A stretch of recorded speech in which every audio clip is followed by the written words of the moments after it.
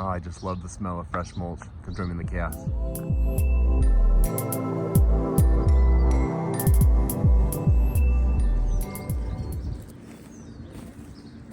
Oh, I just got a ton of mulch. I don't know why, I just love the smell. Anyone else love the smell of fresh mulch? But I found if I give it a little sprinkle when it's first dropped off, it breaks down a little faster and gets to that point where it's perfect mulch. So just kind of wanted to make this video to just talk about how to make and speed up mulch so that it's perfect. So when you first put mulch down, when it's fresh, it decomposes really quickly. And if it decomposes really quickly, then it decreases the amount of mulch that you have in that particular area. So what I like to do is just kind of let the mulch just age for a couple months. And then it gets to a point where it's already kind of the speedy decomposition that happens initially. You kind of just get that out of the way, so you have a better estimate of how much mulch you're going to have around your plants for the next couple years. And yes, eventually it's going to all decompose.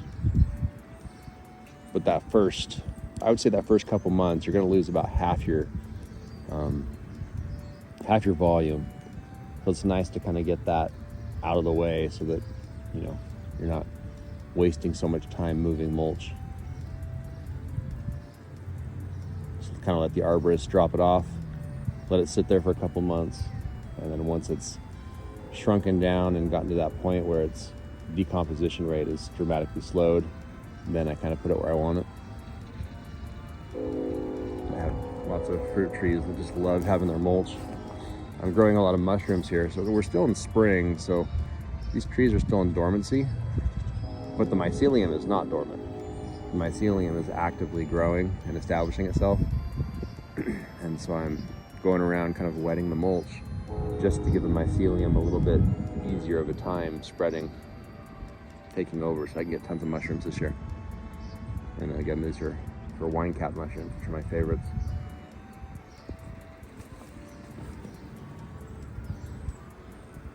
So when you get mulch dropped off, I highly recommend doing this. As soon as it's dropped off, get a sprinkler on it, wet it for an hour or so. You can also just put the hose on top, but the problem with that is the water will just kind of travel right through the middle. So most of the wood chips won't actually get wet. I mean, the most effective way would be to like tumble it while you're spraying it, but that's a lot of work. So the next best thing is just to kind of put a sprinkler on it, spread that water out over the entire pile, and just kind of let it percolate through, just simulating like an hour-long rain. And you can actually see it right here. I don't know if you can pick it up on the camera, but I have steam coming off right here. Microbial life is loving that extra moisture.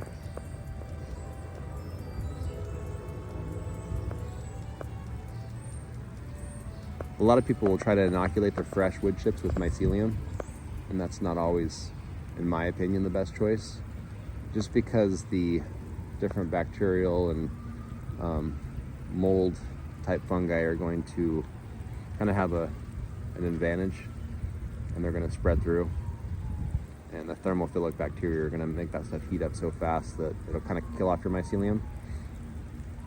But if you let it sit for a month, after the thermophilic, the hot loving bacteria goes through and kind of cooks through it and eats most of the readily available nutrients, then it's a little easier to get your mycelium to go through the wood chips.